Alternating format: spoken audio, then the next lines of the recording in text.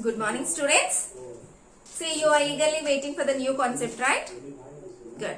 See, before going to step into the concept, actually I received a message from our principal ma'am that the information about the number of PEP activities attended by each child in our classroom.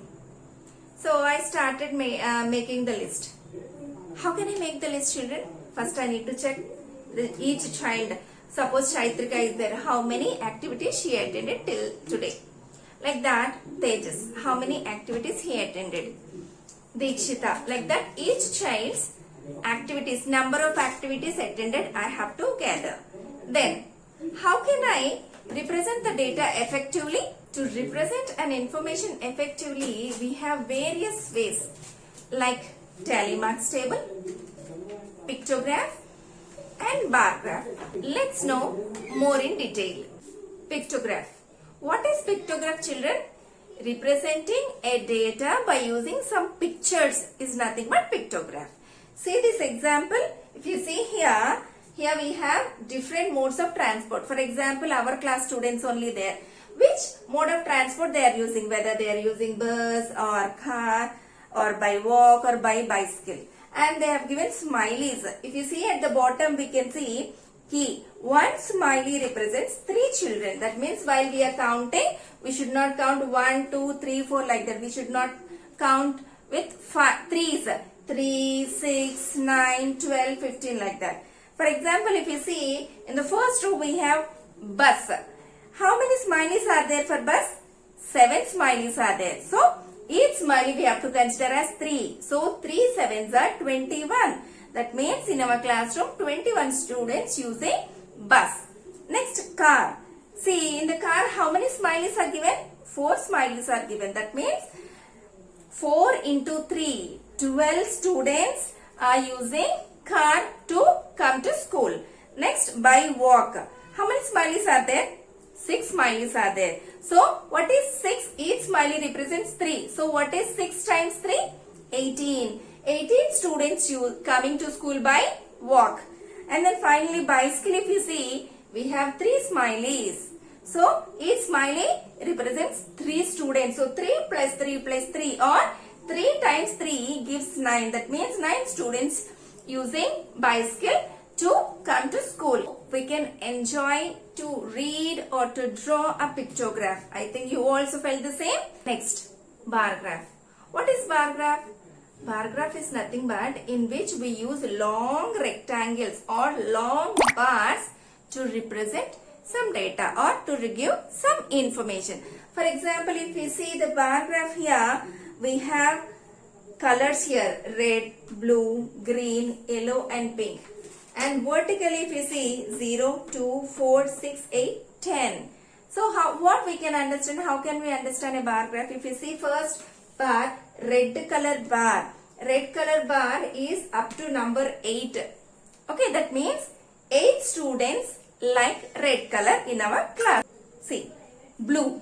Tell me children, how many students like blue in our classroom? See, it is given till number 7. Okay. Next, green color. How many students like green in our classroom? 5 students. Yellow liked by 9 students. Pink liked by 6 students. See, without reading anything, by looking at the picture, we can understand the data. That is why this is called bar graph. So, let's go into our textbook questions. Exercise 21.2. Write today's date. And let's go with first question. The first question, multiple choice questions. In a school, data collected for various games played by the students as shown in the adjoining bar graph. See, this is a bar graph. See, in this if you see, the horizontal line is called x-axis. Okay, x-axis. The vertical line is called y-axis. What data is represented on x-axis, children? Games like football, cricket, badminton, table tennis, athletics. And on y-axis, it is given number of students. So 5, 10, 15, 20, 25, 30, 35 and so on. So first we understand the graph. From this graph we can understand football. 30 students like to play football. Okay, they opted football. Cricket, how many students opted cricket? 25 students. Badminton, see badminton, 18 students. Table tennis, 15 students. Athletics, 12 students. So by looking at the graph, bar graph, we can understand very clearly the information. Okay, now see these vertical rectangles, these long bars we use to represent a bar graph. Here if you see, each rectangle must have same width, children. We should not draw one rectangle very wide, one rectangle very thin. Okay, we have to maintain same width. See, all rectangles are containing same width. That is very important point. And between each bar also the gap between uniformly we need to maintain. See, between each consecutive bars we have to give same gap, same space we must leave. Okay, now see the graph and answer these questions. How many students play football? Tell me, how many students play football? 30 students. So B is the answer. How many students are athletes? How many students opted athletics? 12 students. That means 12 athletes we have. How many students play cricket? See, where is cricket bar? Yeah, second one. How many students play cricket? 25. Which game is played by most of the students? So in these games, which game is played by more students? Is it football or cricket, badminton or what? See, which bar is too long? That is more. So 30. 30 is nothing but football. That means football is played by most of the students. I hope you understood how to answer the questions by understanding the bar graph. Next, third question. In this question we have the bar graph on the monthly expenditure on various items.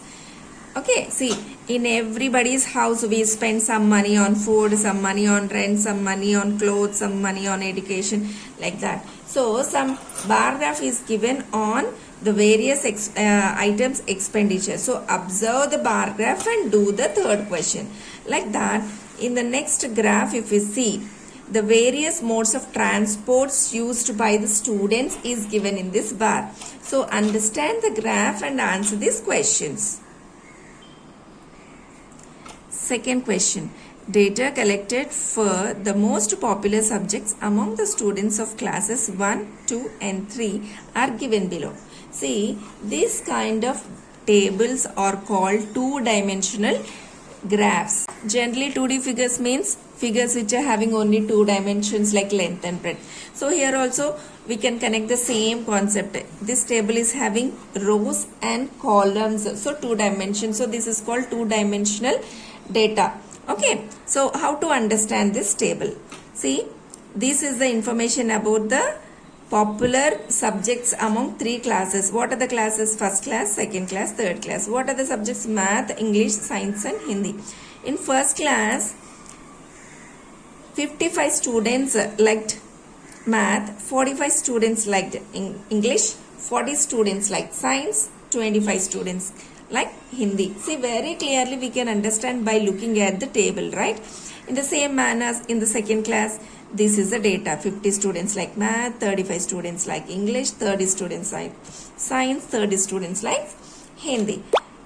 In third class, 40 students like math, 60 students like English, 50 students like Science, and then 30 students like Hindi. Okay, so when a data is represented in a tabular form, we call it as two-dimensional graphs. Okay, two-dimensional graphs.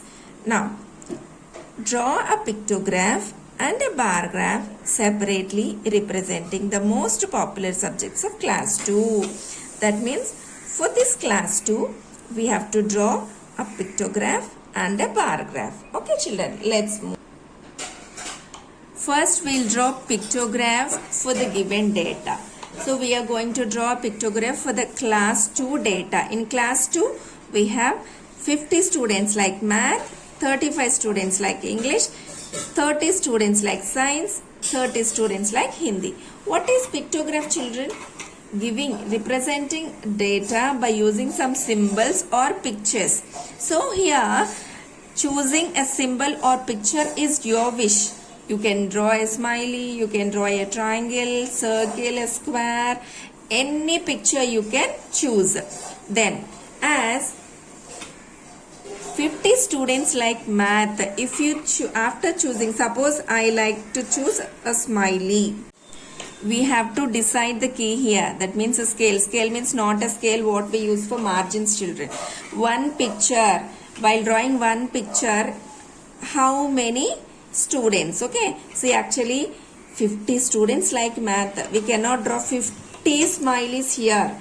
Okay, time consumption process, right? So we can decide ourselves. One smiley can be taken as 10 students, or one smiley can be considered as 5 students. This scale is also depends on the data which we have. Here we have 50, 35, 30, 30.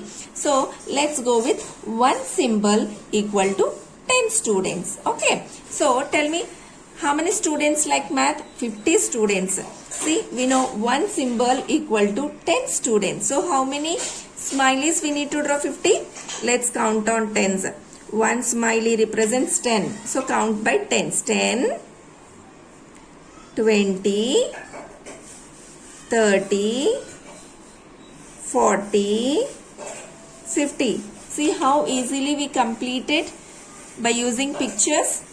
We can not only 10, we can go with 5 or 20, anything, but I felt 10 is suitable for this data. Okay, see, one picture, one symbol represents 10 students. Then how many students like math? 10, 20, 30, 40, 50. Okay, next 35 students like English. 35. We know one symbol represents 10 students. Count. 10, 20, 30. Then how can we draw 5? Actually 35 students like English. We have represented 30 students. How can we represent 5 children? We have to draw half. Is it clear? If you draw half a picture, that represents a number between 30 and 40. Is it clear? So 10, 20, 30 and half represents 5. 35. Okay, next science. How many students like science? 30 students. Hindi also 30 only. So for 30, how many smileys we need to draw? 1, 2, 3. See 10, 20, 30. Okay, next Hindi. 30 students like Hindi. So count by tens. 1, 2, 3. That means 10, 20, 30. 30 students like Hindi. See, in this way we represent a data by using pictures. So this is called pictograph. Now for the same data we are going to draw bar graph also. To draw a bar graph, we must know few things. Those are, the horizontal line is called x-axis and vertical line is called y-axis, and x-axis, y-axis are meeting at a point, right? This is called origin. We will represent with O or 0. And then see here the data is about the subject and the number of students. So we will represent subjects math, English, science and Hindi on x-axis and the number of students on y-axis. See, while deciding the number of students, we have to decide the scale, children. See, scale in the sense one line equal to how many students. As I have a few lines here, I want to go with one line equal to 10 students. So we have to count, skip count by tens. That means 10 table. 10 after 20, 30, 40, 50, 60 and so on. Is it clear? Now, according to the data, how many students like math? 50 students like math. So, we have to draw a long bar till 50. Okay, see how to draw. First we have to draw a line till 50.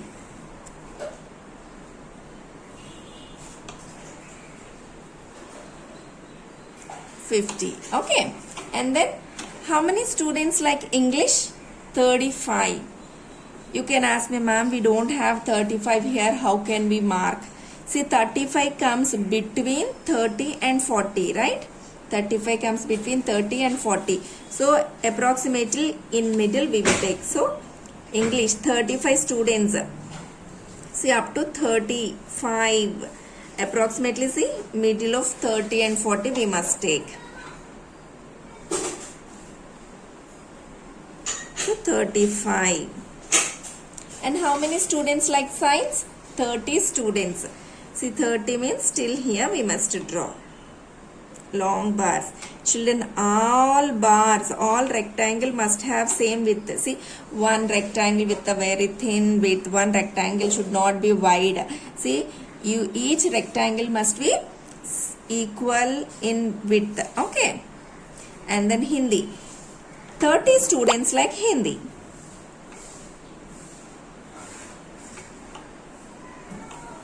Students like science, 30 students like Hindi. So in this way we draw a bar graph for any data. After completing this bar graph, you can color each bar with each different colors by using crayons or color pencils. You can color each bar with different colors, or you can use different strokes, slanting line, dots. In different ways we can represent them. Okay, children. The major important point is the gap between the bars must be maintained uniformly. See, between first and second and third and fourth, uniform gap must be maintained. I hope you understood what we call x-axis, y-axis, how to draw the bars, how to mark the numbers, how to represent these all.